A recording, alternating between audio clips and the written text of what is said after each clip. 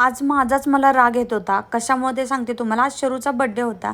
आज कधी नव्हते असं मनात आलं की शरूचा जरा बड्डे मोठा करावा, म्हणून सगळं काही नियोजन झालं आणि इथं पुऱ्या आणि मिक्स व्हेजची भाजी करायची प्लॅन झाला होता. आणि आज पाऊस काय नव्हते, आज 3लाच पाऊस चालू झाला आणि बड्डेच्या नियोजनात सगळी धाकधूक लागलेली की बड्डे करायचा की नाही. आणि शेवटी 5 वाजता पाऊस उघडला तेव्हा जीवात जीव आला आणि शरूचं बघा कसा तयार झालेला आहे बड्डे बॉय.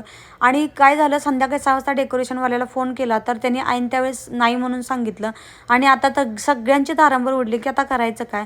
आणि त्यावेळेस दुसरा डेकोरेशनवाला काय केलं सापडत नव्हता आणि त्यानेही अडवून 3,500 रुपये घेतले फक्त एका तासासाठी डेकोरेशन केलं.